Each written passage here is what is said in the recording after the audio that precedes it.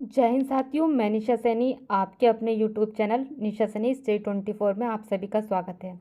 जैसे कि हम उत्तराखंड पीसीएस का जो एग्ज़ाम है 14 जुलाई को निर्धारित किया गया है, उससे संबंधित हमने विशेष सीरीज स्टार्ट की है ताकि आपका वन लाइनर बेस्ड आपका क्विक रिवीजन हो सके, कम समय में आप मल्टीपल रिवीजन कर सकें।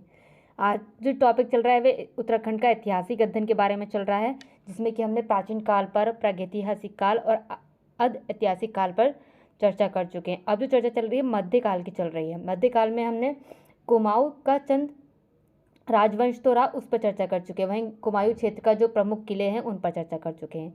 आज चर्चा करते हैं गढ़वाल का परमार राजवंश। गढ़वाल का परमार राजवंश का क्या योगदान रहा है उत्तराखंड राज्य में। उसी तरीके से अन्य राजाओं के बारे में भी हम मध्यकाल में चर्चा करेंगे, जिनकी भूमिका उत्तराखंड राज्य में है। वहीं 14वीं शताब्दी तक गढ़वाल क्षेत्र में छोटे बड़े 52 ठकुरी राजाओं का शासन रहा। वही सैन्य शक्ति के अभाव में सुरक्षा के लिए इन राजाओं ने अपने अपने किले गढ़ लिए, यानी किले बनवा लिए। वहीं गुर्जर देश से पंवार वंशीय कनकपाल नामक युवक तट तीर्थटन यानी तीर्थ यात्रा पर आया। कहाँ? उत्तराखंड राज्य की तरफ। वहीं गढ़ी राजा सोनपाल ने कनकपाल का बहुत जोर से उसे स्वागत किया और अपना उत्तराधिकारी घोषित कर दिया गया। उत्तराधिकारी घोषित करने के बाद सोनपाल ने ही कनकपाल को अपनी पुत्री का विवाह कर दिया। इसी कनकपाल द्वारा 688 ईस्वी में चांदपुरगढ़ चमोली में परमार वंश की नींव रखी गई। वहीं 688 ईस्वी से अगस्त 1949 तक परमार वंश का कुल 60 राजा हुए। परमार वंश के कितने राजा हुए? परमार वंश के कुल 60 राजा रहे। वहीं इस राजवंश यानी परमार राजवंश वंश के 37वें राजा, जो कि जिनका नाम अजयपाल रहा है, कि पूर्ववर्ती राजाओं के विषय में कोई ठोस ऐतिहासिक प्रमाण उपलब्ध नहीं है। किनके बाद जो 37वें राजा रहे हैं अजयपाल, उनके बाद कोई भी ठोस प्रमाण नहीं रहा है कि कितने राजा रहे होंगे। वहीं अजयपाल ने अपने भुजबल से पूर्वज के लघु यानी जो अजयपाल रहा है उनके इतना एक तरीके से उनके इतनी शासन की उनकी शक्तियाँ थी ताकि उन्होंने बहुत ज़्यादा से ज़्यादा कार्य किए कि शासन के राज्य को विशाल राज्य में बदलने के लिए समस्त 51 गणपतियों को जीत लिया और गढ़भूमि का एकीकरण किया। किसने? अजयपाल ने। इसने अपनी राजधानी चांदपुर गढ़ी से हटाकर 1358 ईस्वी में श्रीनगर स्थापित कर दी। किसने? अजयपाल ने कर दी।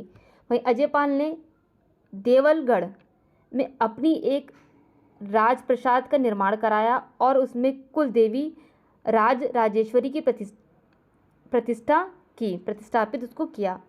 वहीं देवलगढ़ में अजयपाल का पद्मासन मुद्रा में कानों में कुंडल पहने व सर पर पगड़ी बांधे हुए एक चित्र है, जो गोरखनाथ पंथ के अनुयायी होने का एक द्योतक है।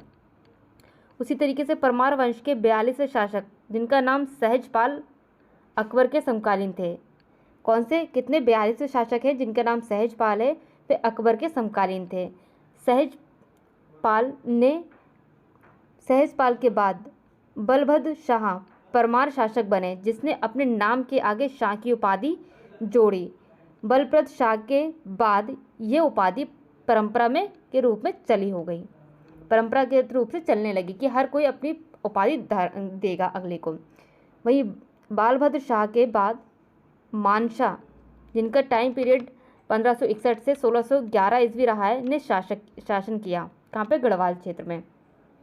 इनके शासन काल में कुमायूं के शासकों ने 7 बार असफल आक्रमण किए।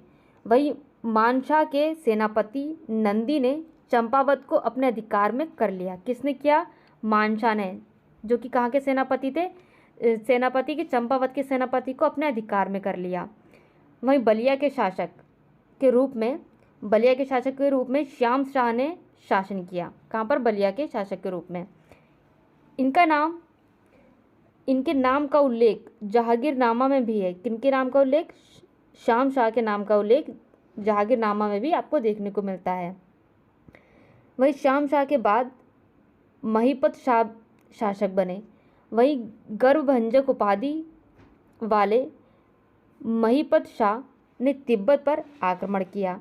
वहीं मधो सिंह भंडारी, रिखोल लोधी व बनवारी दास इनके 3 अद्वितीय सेनापति रहे। वहीं कुमायूं युद्ध में महिपत शाह वीरगति को प्राप्त हुए। ये इस तरीके से एक श्रृंखला चली आ रही, किसके बाद किसने शासक किया गढ़वाल क्षेत्र के तहत। वहीं महिपत शाह के बाद उनके 7 वर्षीय पुत्र पृथ्वीराज, जो कि पृथ्वीपति शाह, वो माँ कर्णवती के संरक्षक में गद्दी में बैठे थे। वहीं 1635 में मुगल जो कि शाहजहाँ सेनापति नवजात तक खान ने दून घाटी पर हमला बोल दिया। वहीं गढ़वाल राज्य की संरक्षिका महारानी कड़ावती ने अपनी वीरता और सूझबूझ से मरने से बच गए। वहीं मुगल सैनिकों को पकड़कर उनके नाक कटवा दिए। इस घटना के बाद महारानी कड़ावती नाग काटी रानी के नाम से प्रसिद्ध हुई। नाग काटी रानी के नाम से कौन प्रसिद्ध हुई? महारानी कड़ावती। कड़ावती ने क्यों कटवाया? एक तरीके से गढ़वाल की रक्षिका थी, इन्होंने गढ़वाल की रक्षा करने के लिए इस तरह के प्रयास किए। वहीं हम देखते हैं कि किस तरीके से पृथ्वीपति शाह ने क्या किया। पृथ्वीपति शाह ने मुगल शाहजादा दारा शिकोह के पुत्र सुलेमान शिकोह को अपने यहाँ आश्रय दिया, जिस कारण औरंगजेब नाराज हो गए। वहीं बाद में पृथ्वीपति शाह के पुत्र मेदिनी शाह ने पिता की इच्छा के विरुद्ध सुलेमान शाह को दिल्ली भिजवाया। सुलेमान शाह को दिल्ली भिजवाने की घटना इतनी प्रसिद्ध हो गई ताकि इस घटना के कारण पृथ्वीपति शाह ने पुत्र मेदिनी शाह को राज्य से बाहर निकाल दिया और 1662 ईस्वी में दिल्ली में उनकी मृत्यु हो गई। वहीं पृथ्वीपति शाह ने अपने रहते हुए ही अपने पौत्र फतेह शाह को गद्दी पर बैठा दिया। वहीं आगे चलकर क्या हुआ? गढ़वाल की दुरूह भौगोलिक स्थितियों के कारण कई आक्रमण के बावजूद भी मुगल साम्राज्य के अधीन नहीं लाया जा सका। यानी गढ़वाल क्षेत्र जो उत्तराखंड का अधिकतम क्षेत्र एक तरीके से मुगल शासकों के अधीन नहीं हुआ। वहीं फतेह शाह बहुत प्रतापी व कला प्रेमी शासक थे। नाथ पंथ पर इनकी अटूट श्रद्धा थी। इन्होंने आक्रमण कर सिरमौर राज्य के पीटावर व जौनसार को जीत लिया। वहीं सहारनपुर पर आक्रमण कर फतेह शाह ने फतेहपुर नगर बसाया। वहीं श्री सुरेश नंद बर्थवाल, श्री खेतराम चस्माना, वहीं रुद्रदत्त कमोटी व हरिदत्त नोटियाल, श्री बासवन नंद बहुगुड़ा, श्री शशिधर डंगवाल, श्री सहदेव चंदोल, श्री कीर्तिराम के आगे जो है कंठोला व हरिदत्त थपलिया फतेह शाह के दरबार में विराजने वाले 9 रत्न थे। जो जितने भी नाम बताए हैं अभी वे 9 रत्न थे। किसके दरबार में? फतेह शाह के दरबार में। फतेह शाह के दरबार में कितने रत्न थे? 9 रत्न थे। यहाँ से लेके यहाँ तक आपके 9 रत्न रहे, जो कि फतेह शाह के दरबार में है। फतेह शाह ने के आक्रमण पर सिख गुरु राम राय ने देहरादून में गुरुद्वारे का निर्माण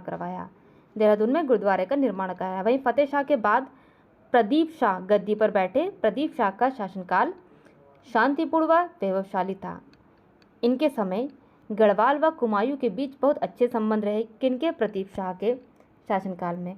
वहीं प्रदीप शाह के बाद सन 1772 में ललित शाह गढ़नाल की गहरी पर एक तरीके से गद्दी पर बैठे।